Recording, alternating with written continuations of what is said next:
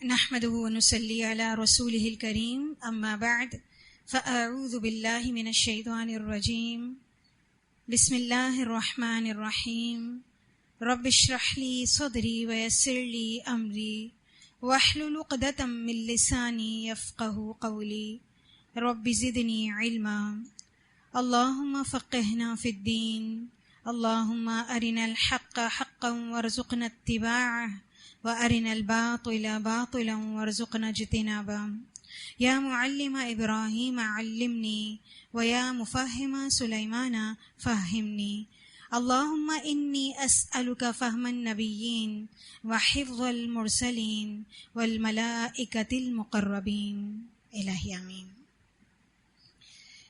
ہم انشاءاللہ فقہ اسلامی میں اپنا تیسرا چیپٹر سٹارٹ کریں گے، فقہائے اربعہ، پیج نمبر آپ کا 134۔ اسلامی تاریخ کو یہ شرف حاصل ہے کہ اس کی علمی سرگرمیوں نے بے شمار مجتہدین و ائمہ پیدا کیے ہیں، یعنی اسلامک ہسٹری کو یہ شرف حاصل ہے، یہ عزت حاصل ہے، یہ مقام حاصل ہے کہ جتنی بھی علمی سرگرمیاں ہیں، جتنی بھی ایکٹیویٹیز ہیں، اس میں بے شمار مجتہدین اور ائمہ پیدا کیے جن کے علم سے آج بھی دنیا مستفید ہو رہی ہے۔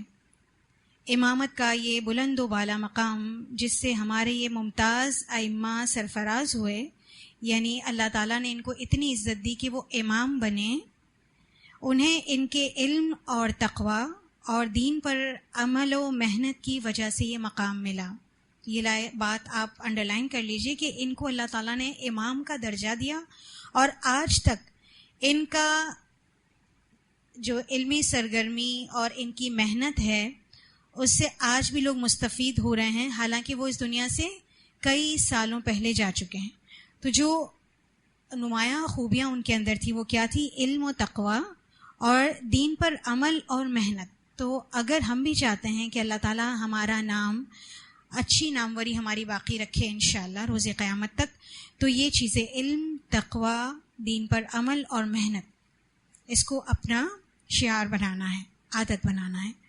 امت محمدیہ بحمد اللہ تعالی ایسے فقہاء و مجتہدین کی فہرست سے مالا مال ہے، یعنی ایک طویل فہرست ہے جو فقہاء اور مجتہدین کی ہے، جنہوں نے مشکل حالات میں افراد امت کی صحیح رہنمائی فرمائی۔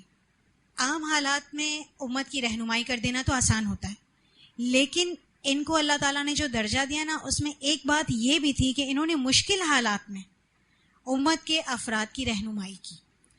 مگر چار ائمہ کرام کو خصوصی طور پر جو مقام و مرتبہ ملا وہ امت اسلامیہ کے لیے ایک عظیم الشان اعزاز ہے، یعنی چار نام ایسے ہیں جن کو بالخصوص بہت زیادہ شہرت حاصل ہوئی۔ ان کی یا ان کے شاگردوں کی کاوشوں نے ان ائمہ کرام کی شہرت کو چار چاند لگائے۔ دیکھیں، اچھے شاگرد نصیب ہونا بھی اللہ کی بہت بڑی نعمت ہے، کہ ایک شخص اگر علم جتنا بھی حاصل کر لے، لیکن اگر اس کو نااہل شاگرد ملتے ہیں، ناکارہ شاگرد ملتے ہیں، تو اس کا علم کیا ہوگا؟ وہیں تک رہ جائے گا۔ یہ شاگرد ہی تھے جو مختلف علاقوں سے آیا کرتے تھے، اپنے اساتذہ کرام سے علوم سیکھا کرتے تھے اور پھر اپنے ہی شہروں میں چلے جایا کرتے تھے۔ آج بھی ہم دیکھتے ہیں کہ بہت سارے علوم حاصل کرنے کے لیے لوگ ویسٹ میں جاتے ہیں، ان کا علم حاصل کرنے کے لیے لوگ 7 سمندر پار جاتے ہیں نا۔ ہم اپنے بچوں کو بھیجتے ہیں، ہے نا، کچھ ڈگریز ایسی ہیں جس میں ہم ابھی تک نااہل ہیں، ہم لوگوں کو اہل نہیں بنا سکتے، اس کے لیے اہل بننے کے لیے ان کو وہاں جانا پڑتا ہے۔ تو کچھ عرصے کے لیے جاتے ہیں، پھر آ کر اپنے ملک کو، اپنے علاقے کے لوگوں کو بینیفٹ دیتے ہیں۔ تو یہ کب ہوتا ہے؟ کہ جب ایک شاگرد محنتی ہو، طلب رکھتا ہو کہ کوئی انقلاب لائے اپنی بستی میں، اپنے لوگوں کے لیے وہ خود فائدہ مند ثابت ہو۔ تو ان کے شاگردوں کی کاوشوں نے ان ائمہ کرام کی شہرت کو چار چاند لگائے، جن کی معتدل محبت ان کے عقیدت مندوں اور بہی خواہوں کے دلوں میں ہمیشہ کے لیے سما گئی۔ یہ معتدل محبت، اس کو انڈرلائن کر لیں، اگر یہ اعتدال سے ہٹ جائے تو غلو بن جاتی ہے، تو معتدل محبت ہی ہونی چاہیے، اس وجہ سے یہ ان کی خدمت کر سکے۔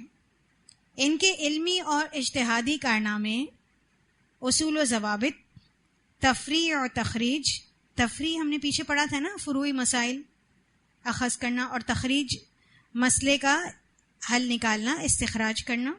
حاشیے پر حاشیہ، حاشیہ سائڈ میں جو کالم لگاتے ہیں اس کو کہا جاتا ہے. تو حاشیے پر حاشیہ، ایک مرتبہ پڑھا، استاد نے کچھ سمجھایا تو حاشیہ لکھا، پھر دوبارہ پڑھایا تو پھر حاشیہ لکھا. جیسے آپ ایک مرتبہ کلاس لیتے ہیں تو آپ نوٹ ٹیکنگ کرتے ہیں، پھر آپ کو جب ہم دوبارہ پڑھاتے ہیں دہرائی میں تب بھی آپ کچھ اور لکھتے ہیں، تو وہ کیا ہو جاتا ہے؟ حاشیے پر حاشیہ. تو حاشیے پر حاشیہ فقہا کے مختلف مدارج کا قیام. مثلاً یہ جو فقہا کے مختلف مدارج یعنی ان کے گریڈز، سب کی اپنی اپنی ایک فیلڈ ہو گئی اور اس کے گریڈز ہیں نا، تو وہ کیا نام کہلائے؟ مجتہد مطلق، مجتہد مذہب، مفتی مذہب، مرجح مذہب اور مقلد مذہب وغیرہ کی ٹرمینالوجیز یعنی اصطلاحات. قیود و شروط، قیود کہتے ہیں مقید کوئی چیز ایک دائرے تک اس کو قید کر دینا، اور شروط شرط سے ہے، کسی چیز کو شرط کے ساتھ محدود کر دینا.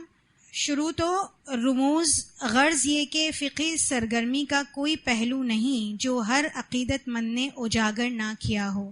یعنی اتنا ڈیپلی کام کیا ہے اسٹوڈنٹس نے، شاگردوں نے، کہ باقاعدہ فیلڈز بن گئی ہیں. یہ ساری فیلڈز سامنے آئیں جس میں مجتہد مطلق ہے، مجتہد مذہب ہے، مفتی مذہب ہے، مرجح مذہب ہے، مقلد مذہب ہے، اور ان سب کی اصطلاحات بھی ہیں. کچھ چیزوں کو مقید کیا گیا ہے، قیود کیا گیا ہے کہ اس کی یہ لمیٹیشنز ہیں. کچھ چیزوں کو شرائط کے ساتھ پابند کیا گیا ہے. اور رموز کہتے ہیں اشاروں کو، کچھ چیزوں کے اشارے کنائے، ان کے ذریعے اس کو فقہی سرگرمیاں، جس میں کوئی بھی پہلو، کسی بھی پہلو کو نظر انداز نہیں کیا گیا، ہر پہلو سے احاطہ کیا گیا ہے. رحمہم اللہ علیہم رحمتاً واسعتاً. مگر یہ واضح رہے کہ فقہ و استنباط میں ان ائمہ کرام کے اپنے اپنے مناہج و اصول ہیں، اپنا اپنا راستہ اور ایک طریقہ ہے، اصول ہے. بعض میں یہ کسی سے متفق ہیں اور کسی سے مختلف، یعنی کہیں جا کے متفق ہو جاتے ہیں ائمہ کرام، ان کے شاگرد، اور کہیں مختلف ہو جاتے ہیں. اس لیے کہ شریعت کا سارا علم ان میں سے ہر ایک کے پاس نہیں تھا. ان ائمہ کرام کے مختصر حالات زندگی درج ذیل ہیں.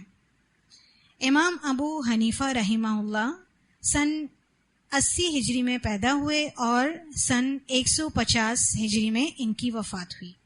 سب سے بڑے امام یعنی امام اعظم گردانے اور فقہ حنفی کے بانی کہے جاتے ہیں. آپ کا نام نعمان بن ثابت ہے. کوفہ میں 80 ہجری کو پیدا ہوئے. بچپن کے حالات کا علم نہیں ہو سکا.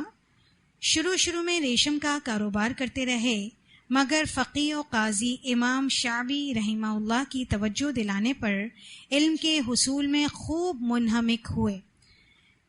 انہوں نے جب اپنے استاد امام شعبی سے علم حاصل کرنا شروع کیا، جو کہ اپنے وقت کے فقیہ بھی تھے اور قاضی بھی تھے، جب انہوں نے دیکھا کہ یہ تو بہت ذہین ہے اور دین کو ان کے ذریعے بہت فائدہ مل سکتا ہے، تو انہوں نے اپنے شاگرد کو یہ مشورہ دیا کہ آپ علم کے حصول میں توجہ دیجیے. جس کے بعد انہوں نے اپنے استاد کی اس نصیحت پر عمل کیا اور علم کے حصول میں خوب منہمک، خوب وہ ڈیپتھ کے ساتھ اسٹڈی کرنا شروع ہو گئے، محنت کرنا شروع ہو گئے.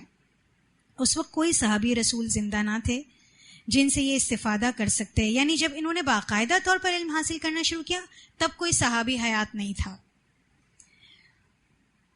علم کی خواہش اور اپنی ذہنی قابلیت سے علم کلام کی جانب توجہ فرمائی. علم کلام ہم نے آپ کو پیچھے بتایا تھا کہ جب لوگ مناظرہ کرتے تھے توحید کے بارے میں، عقائد کے بارے میں، تو یہ اس میں بہت ایکسپرٹ تھے کہ لوگوں کو دلائل کے ذریعے دین کی طرف راغب کرتے اور اس طرح دلائل دیتے کہ حق واضح ہوتا.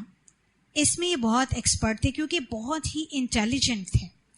ان کا ذہن بہت تیز تھا، بہت ہی ذہین اور فتین انسان تھے، اور ان کا حافظہ اتنا قوی تھا کہ ان کو کبھی بھی علم لکھنے کی زیادہ ضرورت نہیں پڑی. اس وجہ سے ان کا کوئی اسکرپٹ نہیں ملتا، ان کو ضرورت ہی نہیں پڑی کہ وہ کسی چیز کو لکھ کر یاد کریں. ان کو سننے کے ساتھ ساتھ یاد ہو جایا کرتا تھا. مگر اسے بے نتیجہ سمجھ کر یعنی علم الکلام کو بے نتیجہ سمجھ کر علم فقہ کے میدان میں قدم رکھا. اس وقت آپ کی عمر 30 سال تھی. یعنی جب یہ باقاعدہ فقہ کی طرف آئے اس وقت ان کی عمر 30 سال تھی. دوسری بات کہ جس دور میں یہ پیدا ہوئے، جس زمانے میں یہ پیدا ہوئے، وہ صحابہ کرام کا زمانہ تھا. اور ایک روایت یا کچھ روایات ملتی بھی ہیں، اس کی اوتھینٹسٹی واللہ اعلم، کچھ کہتے ہیں ٹھیک ہے، کچھ کہتے ہیں ٹھیک نہیں ہے. یہ ہمارے عقیدے سے چونکہ تعلق نہیں رکھتا، اس لیے اس کو ہم اللہ پر چھوڑتے ہیں. کچھ لوگوں کا یہ کہنا ہے کہ انہوں نے بچپن میں صحابہ کرام کو دیکھا. کچھ کا خیال ہے کہ انہوں نے 16 برس کی عمر میں صحابہ کرام کو دیکھا، جب یہ اپنے والد صاحب کے ساتھ حج کے لیے گئے تھے. اور جب انہوں نے علمی میدان میں قدم رکھا تب کوئی صحابی حیات نہیں تھا. اس لیے باقاعدہ انہوں نے کسی صحابی سے کوئی علم حاصل نہیں کیا، کوئی روایت نہیں ملتی ہے، واللہ عالم. اساتذہ کرام، مشہور فقی حماد بن ابی سلیمان، یعنی ان کے اساتذہ کون سے رہے؟ مشہور فقی جو تھے حماد بن ابی سلیمان، متوفا یعنی فوت وہ ہوئے ہیں 120 ہجری میں. ان سے فقہ کی تکمیل کی اور جلد ہی فقی دنیا میں نام پیدا کر لیا. امام ابراہیم نخعی جو 95 ہجری میں فوت ہوئے ہیں، متوفا، جو تابعی ہیں، حماد رحمہ اللہ کے استاد بھی ہیں. یعنی یہ تابعی بھی ہیں ابراہیم نخعی، انہوں نے صحابہ کرام کی صحبت بھی پائی ہے. اور حماد جو کہ ان کے پہلے استاد کا نام ہے نا، حماد بن ابی سلیمان، ان کے بھی استاد رہے ہیں یہ ابراہیم نخعی. امام ابو حنیفہ بقول امام شاہ ولی اللہ دہلوی کے، یعنی شاہ ولی اللہ دہلوی کے مطابق امام ابو حنیفہ امام ابراہیم نخعی کے علم و فضل اور فقہی کمالات کے معترف اور مداح تھے. یعنی ان کے علم کا اعتراف کرتے تھے. کن کے علم کا؟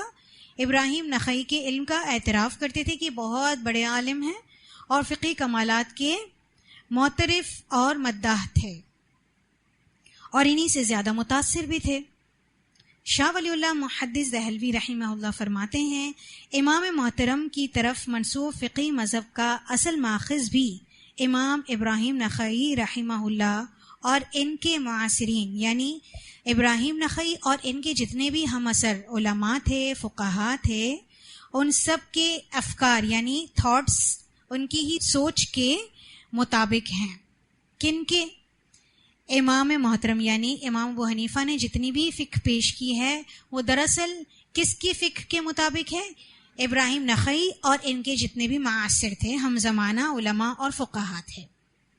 امام صاحب رحمہ اللہ تخریج کی تمام صورتوں کی ممکنہ باریکیوں کو بخوبی جانتے تھے. یعنی وہ بہت باریک بین تھے، تمام صورتوں کو جانتے تھے تخریج کی، کہ کس طرح مسئلہ استخراج یا مسئلے کا استخراج کرنا ہے.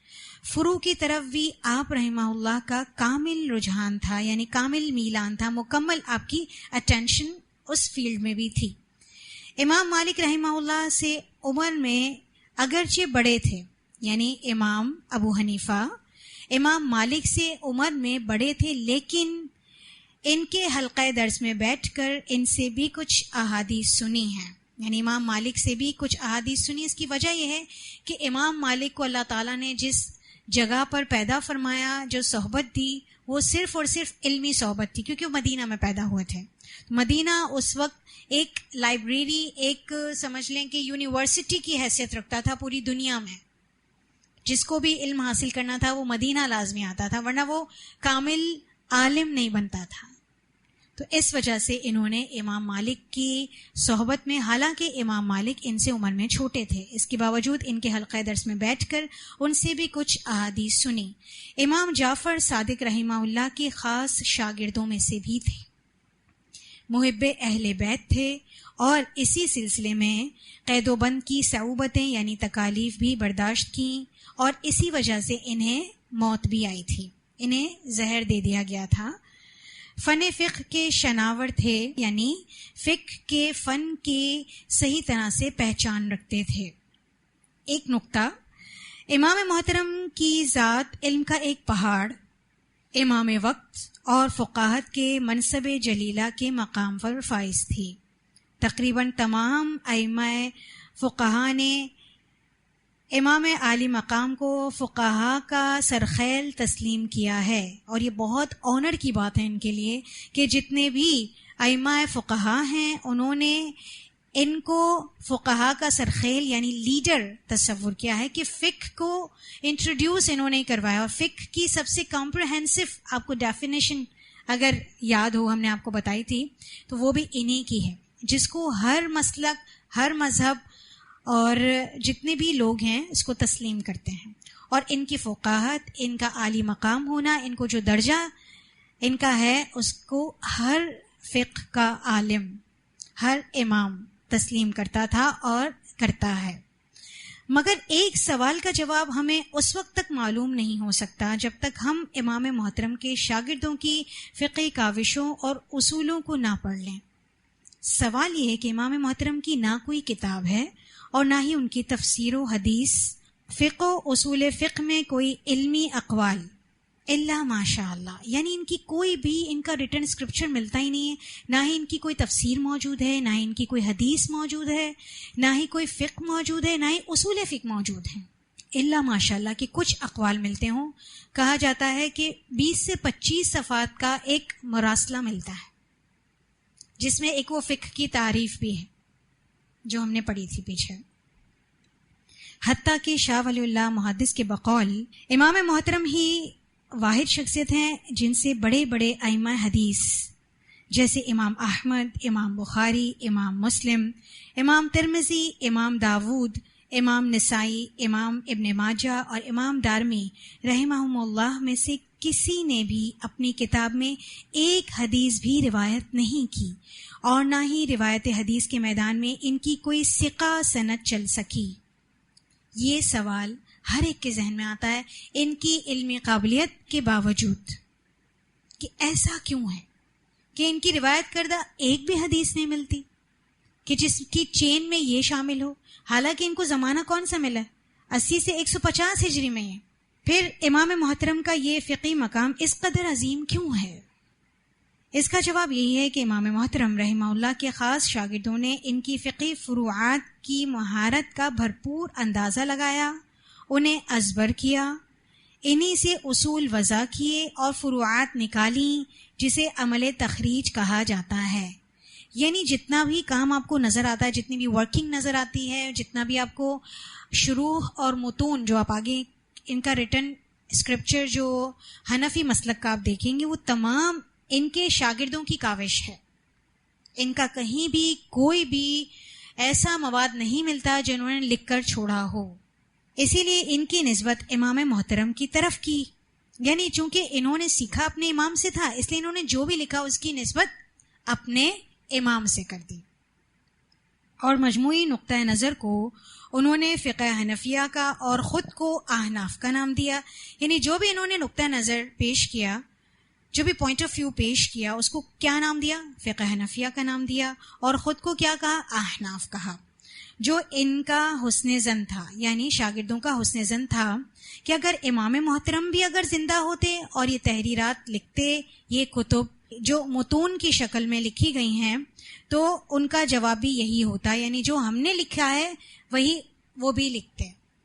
تلامذہ یعنی اسٹوڈنٹس، امام ابو حنیفہ کے جو اسٹوڈنٹس ہیں ان کے بارے میں بتایا جا رہا ہے. آپ کے شاگردوں میں قابل ترین شاگرد امام ابو یوسف رحمہ اللہ تھے، جو بعد میں ہارون الرشید کے زمانے میں چیف جسٹس بھی رہے تھے. انہوں نے اپنے استاد محترم کے نہ صرف افکار و خیالات، علمی کمالات کو ہر اہم فیصلے و مقام پر ترجیح دی، بلکہ انہیں قلم بند کر کے بام عروج تک پہنچایا. یعنی چونکہ چیف جسٹس تھے، قاضی وقت تھے، تو جہاں پر بھی ضرورت پڑی انہوں نے اپنے استاد محترم کے ہی افکار اور خیالات اور ان کی جتنی بھی علمی کمالات تھے اسی کے مطابق اہم فیصلے دیے اور انہی کو ترجیح دی اور انہیں ہی قلم بند کیا، انہیں لکھا اور اسے شہرت کی بلندگیوں تک پہنچایا. اور یوں ایک قول زبان زد عام ہوا، یعنی ایک بات مشہور ہو گئی. اتنا زیادہ انہوں نے اپنے استاد کو، ان کے اقوال کو لکھ کر شہرت دی، کیونکہ قاضی وقت تھے. آپ کو پتہ ہے قاضی کتنا امپورٹنٹ حیثیت رکھتا ہے. ایک ریاست کے 4 پلرز ہوتے ہیں. اس میں ایک پلر کیا ہے؟ عدلیہ. اور عدلیہ میں سر فہرست کس کا مقام ہوتا ہے؟ قاضی کا، جج کا. تو وہ جو فیصلہ کرتا ہے وہ پورے ملک میں نافذ العمل ہوتا ہے. اتنی اس کی حیثیت ہوتی ہے، اتنا اس کا مقام ہوتا ہے. تو جب وہ فیصلہ کر دیتا ہے تو ظاہر ہے وہ کہ ہر ایک کو پتہ چل جاتا ہے. تو یوں ایک قول زبان زد عام ہوا، لولا ابو یوسف لما ذکر ابو حنیفہ. اگر امام ابو یوسف رحمہ اللہ نہ ہوتے تو امام ابو حنیفہ کا کوئی ذکر ہی نہ کرتا. ایک اور قابل قدر شاگرد امام محمد بن الحسن الشیبانی تھے، جنہوں نے گو امام محترم کے ساتھ بہت تھوڑا وقت گزارا، کیونکہ جب امام محترم رحمہ اللہ فوت ہوئے تو ان کی عمر 15 سال. امام محمد جب امام ابو حنیفہ کی وفات ہوئی تو ان کی عمر کیا تھی؟ 15 برس تھی. ٹین ایجر تھے. بہت کم عمری میں انہیں صاحب ابی حنیفہ کے لقب سے ملقب کرنا، یعنی ان کو اتنی چھوٹی عمر میں یہ مقام حاصل ہو گیا کہ یہ ابو حنیفہ کے صاحب ہیں، ساتھی ہیں. یہ لقب دے دیا گیا ان کو. کس نے دیا؟ متاخر فقہاء احناف کا اعزاز ہے. یعنی بعد کے جو علماء ہیں، متاخر اور متقدم ہم نے پڑھا تھا نا. متقدمین کون ہیں؟ جو خیر القرون کے علماء ہیں، جو ارلی اسکالرس ہیں. اور خیر القرون کے زمانے کے بعد سے قیامت تک جتنے بھی علماء آئیں گے وہ کیا ہیں؟ متاخرین ہیں. تو متاخرین نے انہیں امام محمد کو یہ لقب دیا کہ یہ صاحب ابی حنیفہ ہیں. تو یہ ان کے اعزاز کی بات تھی. مگر اپنے شیخ محترم کے فقہی و اجتہادی فروعات سے متفق اور ان کی وضاحت و دفاع کے لیے ضخیم کتب کے مصنف بھی تھے. یعنی انہوں نے ہر مقام پر اپنے شیخ کی فقہی و اجتہادی فروعات سے جہاں جہاں وہ متفق تھے ان کی وضاحت بھی کی اور دفاع بھی کیا، اور اس ضمن میں ضخیم کتابیں لکھی. امام ابو حنیفہ رحمہ اللہ کے حالات زندگی پر ایک جامع اور بے لاگ تبصرہ امام خطیب بغدادی متوفی 462 ہجری، یعنی فوت ہوئے ہیں 462 میں. انہوں نے اپنی مشہور کتاب تاریخ بغداد میں غالباً سب سے پہلے لکھا ہے. یعنی جو تبصرہ کیا ہے امام ابو حنیفہ کی حالات زندگی پر، اور ایک جامع اور بے لاگ تبصرہ کیا ہے، وہ سب سے پہلے جو لکھا گیا ہے وہ تاریخ بغداد کتاب میں لکھا گیا، اور اس کے رائٹر امام خطیب بغدادی تھے، جو قدیم ترین مصدر ہے، ایک سورس ہے. اس کے بعد جتنی بھی کتابیں لکھی گئیں ان کے بارے میں، امام ابو حنیفہ کے بارے میں، وہ سب ان کے اسکرپٹ سے ہی لکھی جاتی ہیں. جس نے تنقید کی وہ بھی ان کے اسکرپٹ کو لے کر ہی کرتے ہیں، جنہوں نے تعریف کی وہ بھی ان کے اسکرپٹ کو لے کر ہی کرتے ہیں. شاہ ولی اللہ محدث دہلوی حجت اللہ البالغہ، یہ ان کی بہت مشہور کتاب ہے شاہ ولی اللہ محدث دہلوی صاحب کی. اس میں فرماتے ہیں ان دونوں تلامذہ یعنی ابو یوسف اور امام محمد، یہ جو دونوں شاگرد ہیں، ان دونوں تلامذہ نے امام مرحوم کے مسائل کو اس توضیح و تفصیل سے لکھا، یعنی وضاحت اور تفصیل سے لکھا کہ ہر مسئلے پر استدلال اور برہان کے ایسے حاشیے اضافے کیے کہ انہی کا رواج عام ہو گیا. یعنی مسائل کو اس طرح واضح کیا اور براہین کو اس طرح واضح کیا کہ حاشیے دے دے کر اس کو کلیریفائی کیا ہے کہ یہی رواج عام ہو گیا، کہ یہ ایک طریقہ تدریس بن گیا، اور اصل ماخذ سے لوگ بے پرواہ ہو گئے کہ ان کی ہی طریقہ تدریس کو لے لیا گیا، ان کے ہی اصول کو لے لیا گیا، ان کی ہی تعلیمی سرگرمی کے اور ان کے ہی طریقہ کار کو لے لیا گیا، اور اسی کو سمجھ بیٹھے سب کچھ، اور لوگ اصل ماخذ سے دور ہو گئے، بے پرواہ ہو گئے. فقہ حنفی کے اصول، اب کچھ اصول ہیں تھوڑے سا ڈیفیکلٹ ہیں، اس میں چاہوں گی کہ آپ بہت توجہ سے سنیں. جو لفظ سمجھ نہیں آتا اس کو آپ انڈر لائن کریں، اور پھر میں انشاءاللہ آپ کو جب یہ ٹاپک کمپلیٹ ہوگا یہ اصولوں کا تو میں لاسٹ میں ایٹ دی اینڈ آپ سے پوچھوں گی، جو آپ کو کلیئر نہیں ہوا ہوگا اصول وہ میں آپ کو بتاؤں گی. فقہ حنفی کے اصول، یہ وہ اصول ہیں جن کی نسبت امام محترم کی طرف کی جاتی ہے. یہاں یہ بات آپ کی ذہن نشی ہونی چاہیے کہ امام نے خود کوئی اصول نہیں بنائے تھے، ان کی طرف تمام اصول منسوب کیے جاتے ہیں. یہ اللہ تعالیٰ نے ان کی ایک بہت بڑی مدد فرمائی کہ جو اصول بنایا گیا ہے اور ان کے اپنے قول سے ٹکراتا ہے نا، وہ قول اللہ تعالیٰ نے ان سے کہلوا دیا ہے. اگرچہ ان کا اسکرپٹ میں نے آپ سے کہا نا بہت کم صفحات پر ہے مراسلے کی صورت میں، لیکن ان کا قول ان کے جو بعد میں اصول بنائے گئے ہیں اس سے اگر ٹکراتا ہے تو اللہ تعالیٰ وہ حق بھی لے کر آیا ہے لوگوں کے سامنے. اس سے کیا پتہ چلتا ہے کہ اللہ تعالیٰ اپنے دین کی خاطر محنت کرنے والے لوگوں کا دفاع کرتا ہے، کسی نہ کسی طرح ان کا دفاع ضرور کرتا ہے. یہ وہ اصول ہیں جن کی نسبت امام محترم کی طرف کی جاتی ہے، گو ان کی سند میں کلام ہے. یہ وہی بات ہے جو میں نے آپ سے کہی کہ یہ جو اصول بتائے جاتے ہیں نا، تو اس کی سند میں کچھ لوگوں نے اعتراض کیا ہے، اس کی جو چین ہے نا چلی آ رہی ہے اس میں اختلاف کیا. آخذوا بکتاب اللہ اذا وجدتہ فما لم اجدہ فیہ اخذت بسنت رسول اللہ صلی اللہ علیہ وسلم والآثار الصحاح عنہ التي فشت في أيدي الثقات فإذا لم أجد في كتاب الله ولا سنة رسول الله صلى الله عليه وسلم أخذت بقول أصحابه من شئت وأدعو قول من شئت ثم لا أخرج عن قولهم إلى قول غيرهم فإذا انتهى الأمر إلى إبراهيم والشعبي وابن المسيب والحسن وعطاء فلي أن أجتهد كما اجتهدوا. میں سب سے پہلے کتاب اللہ کو لیتا ہوں، اور اگر اس میں مسئلہ نہ ملے تو پھر سنت رسول صلی اللہ علیہ وسلم سے لیتا ہوں، اور ان آثار صحیحہ پر عمل کرتا ہوں جو ثقہ راویوں کی روایت سے شائع و ضائع ہے. یعنی سب سے پہلا درجہ کتاب اللہ کو، اور پھر مسئلہ نہ ملے تو سنت رسول. اور کون سے آثار صحیحہ جو ثقہ راویوں کی روایت سے شائع ہوئے ہیں. اگر سنت نبوی سے بھی نہ ملے تو صحابہ کرام کے اقوال میں سے کسی ایک کے قول کو لے لیتا ہوں. یہ جو بات کی گئی نا من شئت، جسے میں چاہتا ہوں، یعنی جو مجھے ٹھیک لگتا ہے میں وہ لے لیتا ہوں.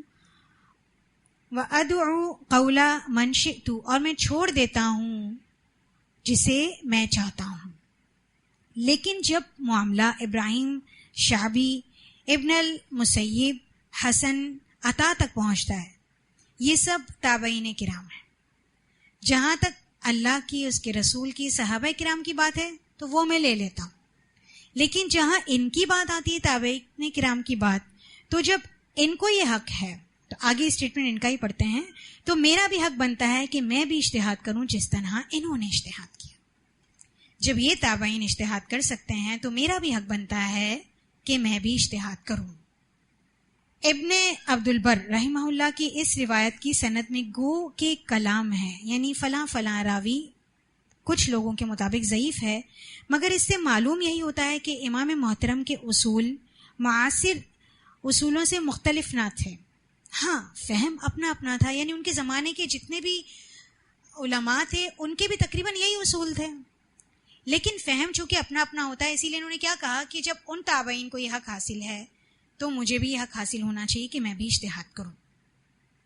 اسی طرح دیگر بہت سے اصول بھی ہیں جنہیں امام بزدوی نے اور محب اللہ بن عبد الشکور متوفہ 119 ہجری نے مسلم الثبوت میں بیان کیے ہیں. یعنی کچھ اور بھی اصول ہیں جنہیں امام بزدوی نے اور محب اللہ بن عبد الشکور صاحب نے کتاب مسلم الثبوت میں بیان کی ہیں، جو بالاختصار ذیل میں دیے جاتے ہیں. کچھ اصول ہیں مزید، وہ آگے آ رہے ہیں. کتاب اللہ سب سے اولین حیثیت قرآن مجید کی ہے. فقہ استنباط اگر قرآن پاک سے ہو سکتا ہے تو سر آنکھوں پر، یعنی اگر کوئی مسئلہ ڈیڈیوس کرنا ہے، استخراج کرنا ہے کسی مسئلے کا تو سر آنکھوں پر، ورنہ سنت رسول کی طرف رجوع کیا جائے گا. سنت رسول اللہ صلی اللہ علیہ وسلم، سنت رسول صلی اللہ علیہ وسلم دوسرے نمبر پر ہے، جس میں خصوصاً خبر واحد کی قبولیت کے لیے چند ذیلی شرائط ہیں. آپ سب جانتے ہیں 2 اقسام ہیں. کون کون سی؟ خبر متواتر اور خبر واحد. خبر متواتر کے قبول کرنے کی ان کی کوئی شرائط نہیں، یعنی ہر حال میں اس کو قبول کریں گے. لیکن جہاں تک احاد کی بات آتی ہے، خبر واحد کی بات آتی ہے، تو اس کو قبول کرنے کے لیے ان کے کچھ اصول ہیں، کچھ پرنسپلز ہیں. اور خبر واحد کی 3 اقسام ہیں، آپ کے ذہن میں ہے نا وہ کون کون سی ہیں؟ مشہور، عزیز اور غریب. یہ سب راویوں کی تقسیم کے اعتبار سے احادیث کی اقسام ہیں. یہ چند شرائط جن کے ساتھ قبول کیا گیا ہے خبر واحد کو. تو خبر واحد کو قبول کرنے سے قبل عمومات قرآن اور ظواہر پر پیش کیا جائے گا، یعنی ان احادیث کو قرآن کی عمومات اور قرآن کے ظواہر پر پیش کیا جائے گا. عمومات قرآن کا مطلب ہے قرآن کی کسی آیت کے لفظ کا عام معنی، کوئی جنرل معنی، ٹھیک ہے، جس کو علماء یا مفسرین نے جنرلائز کیا ہو. اور ظواہر یعنی ظاہری معنی یا خاص معنی، تو اس پر خبر احاد کو پیش کیا جائے گا. اگر یہ خبر قرآن کے کسی عام یا ظاہر کی مخالفت کرتی ہو تو قرآن کو لیا جائے گا اور خبر یعنی حدیث کو رد کر دیا جائے گا، کیونکہ قرآن قطع الثبوت ہے اور اس کے ظواہر و عمومات بھی قطع الدلالہ ہیں. یہ اسٹیٹمنٹ سمجھ آ رہا ہے؟ حدیث کو، خبر احاد کو قرآن کے معنی پر پیش کیا جائے گا. اگر وہ اس سے ٹکراتی ہوگی تو خبر واحد کو رد کر دیا جائے گا. کیوں؟ کیونکہ قرآن پاک کو رد نہیں کیا جا سکتا. اس کی حیثیت کیا ہے؟ قطع الثبوت ہے اور قطع الدلالہ ہے. اور ان کے مطابق یہ احاد قرآن پر اضافہ ہیں، اور اگر ان احاد یعنی ان خبر واحد کو لیا جائے گا تو وہ تو ناسخ بھی بن جائیں گی، یعنی قرآنی آیت کو منسوخ کرنے والی بن جائیں گی. اس لیے قرآن کا نسخ یعنی قرآن کو منسوخ کرنا خبر احاد سے نہیں ہو سکتا. یہ ان کا اصول ہے. یہ آپ ذہن میں رکھیں گے کہ صرف فقہ حنفی کے اصول ہم پڑھ رہے ہیں، اس کو آپ جرنل پرنسپل نہیں لیں گے. دیکھیں، ایک بات شروع میں آپ کو بتائی گئی تھی کہ خبر احاد اس کا درجہ اگر صحیح حدیث کا ہے اور وہ بظاہر ہمیں ایسا لگتا ہے کہ قرآن سے ٹکرا رہی ہے، تو وہ قرآن سے ٹکرا نہیں رہی ہے. جیسے قرآن کے لیے شان نزول کو دیکھا جاتا ہے، اسی طرح حدیث کے لیے بھی دیکھا جاتا ہے کہ وہ حدیث کب بیان کی گئی ہے، مکی ہے، مدنی ہے، اس میں بھی ناسخ و منسوخ ہیں. ہر طرح سے اس کو چیک کیا جائے گا. اتنی آسانی سے کسی حدیث کو ضعیف کہہ کر رد نہیں کیا جائے گا. لیکن یہ صرف ایک پرنسپل بتا رہے ہیں، اور اس کو انہوں نے صرف اور صرف خبر واحد کے لیے رکھا ہے، متواتر کے لیے نہیں رکھا. متواتر کو ہر حال میں لے لیتے ہیں، صرف یہ پرنسپل خبر احاد کے لیے ہے. خبر واحد اس صورت میں بھی قابل قبول ہو سکتی ہے جب وہ اپنی اصل کے اعتبار سے تو خبر واحد ہی ہو. بہت امپورٹنٹ پوائنٹ ہے اور تھوڑا سا کرٹیکل ہے، اس کو سمجھیں گے. خبر واحد اس صورت میں بھی قبول کی جا سکتی ہے جب وہ اپنی اصل کے اعتبار سے تو خبر واحد ہی ہو، یعنی یا تو وہ مشہور ہوگی، عزیز ہوگی یا غریب ہوگی. راویوں کی تعداد کے اعتبار سے مخصوص راویوں پر آ کر ختم ہو جاتی ہوگی، لیکن بتدریج اس قدر پھیل جائے کہ اسے اتنے لوگوں نے نقل کیا ہو کہ جن کے جھوٹ بولنے پر اتفاق کا گمان نہ کیا جا سکتا ہو کہ یہ لوگ صحابہ و تابعین کے بعد دوسری صدی کے لوگ ہیں جس میں وہ حدیث بہت زیادہ مشہور ہوئی. اگر ائمہ کرام ان کی روایت کو ذکر کرتے ہیں تو ان کا مرتبہ بلند ہو جاتا ہے. یعنی اب یہ احادیث جو خبر واحد کا درجہ رکھتی تھیں، اب اگر علماء اس سے استدلال لیتے ہیں تو یہ خبر احاد کی حیثیت نہیں رکھتی، اس کا درجہ خبر متواتر میں چلا جائے گا. کیوں؟ کیونکہ اس کو شہرت بہت حاصل ہو گئی. اب یہ ہر زبان زد عام ہو گئی ہے، حالانکہ محدثین کی کیٹیگری میں یہ احاد ہی ہے، لیکن چونکہ عام پبلکلی بہت مشہور ہو گئی تو ان کے مسلک میں متواتر میں چلی گئی. اب جب یہ متواتر میں چلی گئی تو یہ احاد کو قبول کرنے کی جو شرط اوپر بتائی نا، اس سے بھی نکل گئی. ٹھیک ہے، ان کی کیا شرط تھی کہ کس کو ایز اٹ از لے لیا جائے گا؟ متواتر کو. جہاں پر آ کر ان کو خبر واحد ملتی ہے تو اس میں انہوں نے پرنسپلز رکھ دیے. لیکن ایسی خبر واحد جو شروع میں تو کچھ لوگوں کے درمیان مشہور تھی، خبر احاد کا درجہ رکھتی تھی، پھر آگے جا کے اتنی مشہور ہو گئی کہ وہ متواتر کو پہنچ گئی ہے ان کے اکارڈنگ، تو پھر اب وہ متواتر کی حیثیت سے ہی لی جائے گی۔ اگر ائمہ کرام ان کی روایت کو ذکر کرتے ہیں تو ان کا مرتبہ بلند ہو جاتا ہے اور سنت مشہورہ قرار پائی جاتی ہے، اور یہ سنت مشہورہ مشہور والی نہیں ہے جو احاد کی قسم ہے۔ اس طرح کبھی کبھی مشہور کا اطلاق ان روایات پر بھی ہوتا ہے جو مطلق طور پر لوگوں کی زبانوں پر مشہور ہو گئی ہوتی ہے، یعنی ان کے پاس ایک اور کیٹیگری ہو گئی حدیث کی جو تھی تو احاد میں، لیکن عوام الناس میں اتنی مشہور ہو گئی کہ اس کو اب کوئی ڈینائی نہیں کر سکتا، ہر زبان میں عام ہو گئی، اس وجہ سے اس کا درجہ احاد سے نکل کر کس میں چلا گیا؟ ایک الگ کیٹیگری میں چلا گیا۔ اس صورت میں وہ تواتر کی دو اقسام میں سے ایک قسم ہوگی۔ تواتر کی دو اقسام کون سی ہیں؟ تواتر لفظی، تواتر معنوی، تو ان میں چلی گئی ڈائریکٹلی شفٹ ہو کر۔ احاد کس میں شفٹ ہو گئی؟ تواتر میں۔ اس کے ذریعے اس صورت میں وہ تواتر کی دو اقسام میں سے ایک قسم ہوگی جس سے علم طمانینت بھی حاصل ہوتا ہے، یعنی اطمینان حاصل ہوتا ہے۔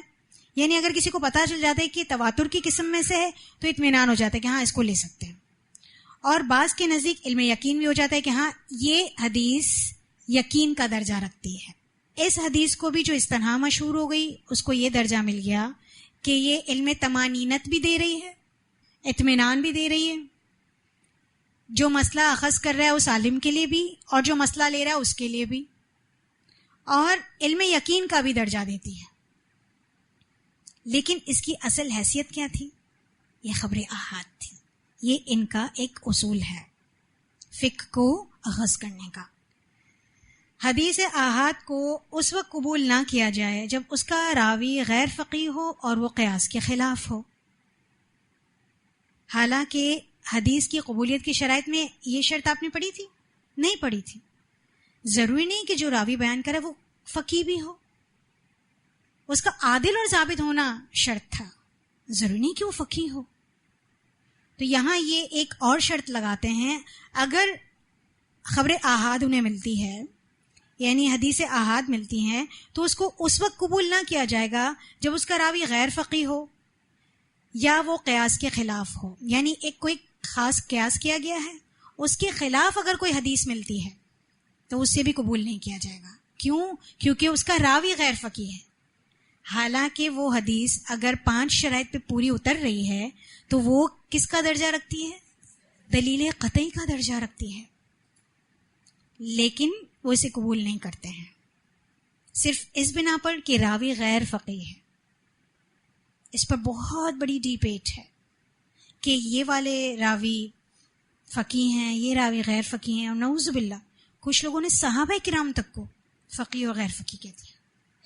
اس میں سے کسی کی احادیث لیں، کسی کی نہیں لیں۔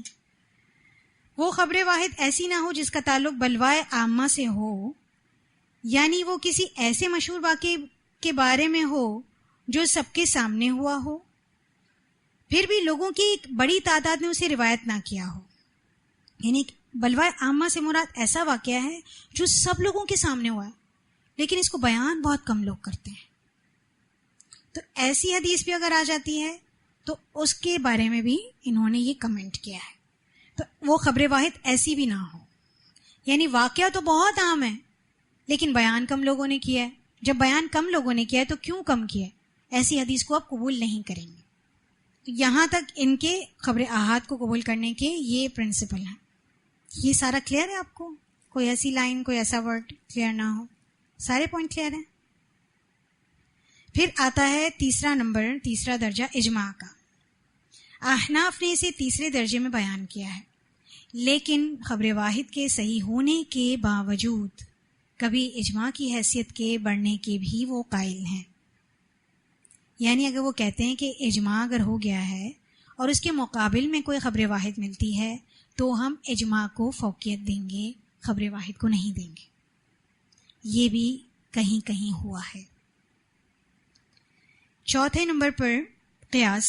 ان 4 ماخذ یعنی قیاس کے علاوہ کچھ ذیلی ماخذ بھی فقہ حنفی میں شامل ہے، یعنی قرآن پاک، سنت رسول، اجماع، قیاس۔ یہ 4 تو ان کے ماخذ ہیں، سورسز ہیں۔ اس کے علاوہ کچھ ذیلی ماخذ بھی ہیں جو فقہ حنفی میں شامل ہیں، جس میں استحسان اور حیل بھی ہیں. حیل ہیلے کی جمع ہے. ہیلا کسے کہتے ہیں؟ انگلش میں کسے کہتے ہیں؟ ٹرک. ایک اور جو ماخذ فقہ حنفی میں ہے وہ کیا ہے؟ ذیلی ماخذ میں کیا آتے ہیں؟ استحسان اور حیل. حیل ہیلے کی جمع ہے. ان ہیلوں کو المخارج من المضائق کہا جاتا ہے. مخارج کہتے ہیں نکلنے کی جگہ اور مضائق تنگ جگہ. تو جہاں پر یہ پھنس جاتے ہیں نا، جہاں تنگی آ جاتی ہے، تو کیا ایگزٹ جو نکالنا ہوتا ہے نا، کہیں سے نکلنے کی راہ مل جائے، کوئی ٹرک ایسی مل جائے، وہ حیل ہے. تو یہ ان کا ذیلی سورس ہے. یعنی تنگی کی صورت میں اس مسئلے سے نکلنے کی کون کون سی راہیں اور ہیلیں ہیں.